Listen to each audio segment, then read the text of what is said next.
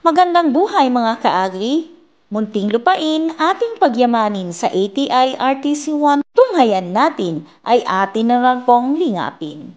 Wastong pamamaraan ang paggawa ng natural na pataba mula sa katas ng mga prutas o tinatawag na fermented fruit juice or FFJ sa halip na paggawa ng indigenous microorganism ang ating po namang ibabahagi. Ang fermented fruit juice o FFJ ay mula sa mga prutas na binuro sa molasses o pulang asukal sa loob ng 7 hanggang 10 araw. Ang mga hinog na prutas ay nagtataglay ng phosphorus at potassium na nagpapahusay sa pamumulaklak hanggang sa mamunga ang halaman na siya namang nagpapatamis sa mga bunga nito. Pinapabuti ng fermented fruit juice o FFJ ang kondisyon ng lupa at nagbibigay ito ng sustansya na kailangan ng halaman. Pinapabilis nito ang pagsipsip ng sustansya kaya mas mabilis magamit ng halaman ang nutrisyon na taglay nito. Paano ang wastong paggawa ng fermented fruit juice o FFJ? Tunghayan na!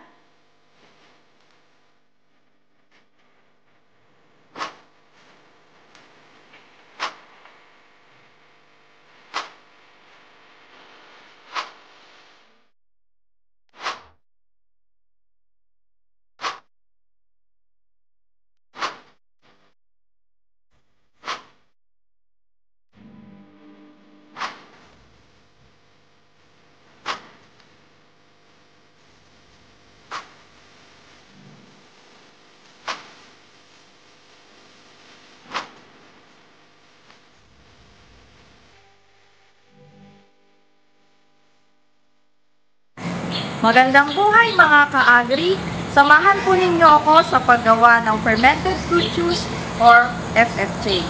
Bago po natin simulan, ay tiyakin po muna natin na malinis po ang ating area, mga kasangkapan na gagamitin at iba pang materyales. At kailangan suot po natin ang ating pangunahing PPE. Ito na ang hakbang sa paggawa ng FFJ. Ang mga sangkap na gagamitin po natin ay 1 kilo ng iba't ibang klase ng prutas katulad po ng saging na saba, papaya, at kalabasa dahil meron silang pinakamataas na potassium content. Una po ay hihiwain po natin ang mga napiling prutas ng tig-1 pulgada.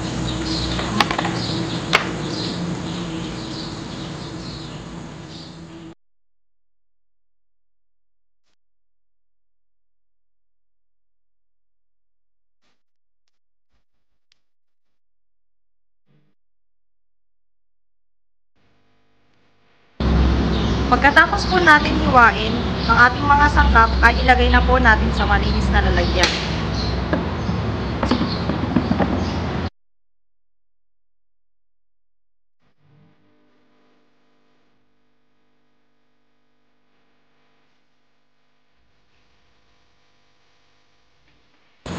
Pagkatapos po natin hiwain ang ating mga sangkap, ay pwede na po natin lagyan ng molasses. Kung wala po kayong molasses, ay pwede po natin gamitin ang brown sugar or muscovado sugar.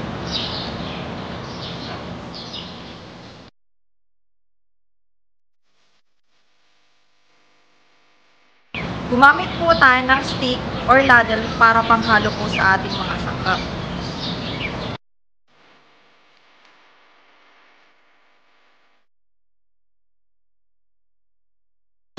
At ngayon po ay lalagyan na po natin ng malinis na net at malinis na bato para pampabigat po sa ating mix.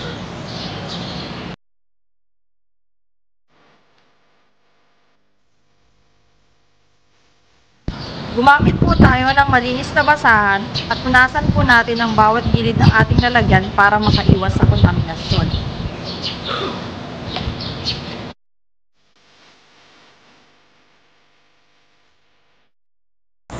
Gumamit po tayo ng Manila paper at goma para takpan po ang ating mixture.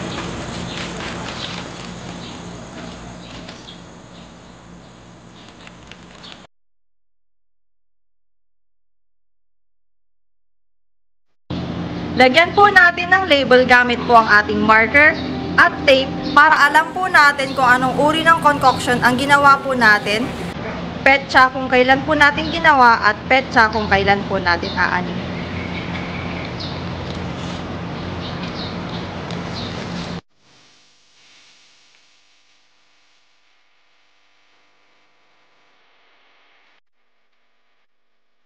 So ayan mga ka-agri, tapos na po natin nagawa ang ating FFJ.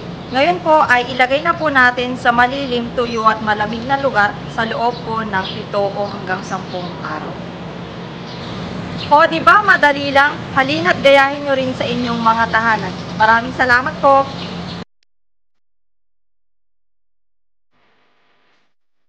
Paano ang paggamit ng fermented fruit juice? Ihalo lamang sa 2 kutsara ng FFJ sa bawat litrong malinis na tubig. Kung knapsack sprayer ang gagamitin, ihalo ang 32 kutsara o mga isang maliit na lata ng sardinas ng FFJ sa 16 na litro na malinis na tubig. I-spray sa mga dahon ng nakatayong halaman o sa lupa.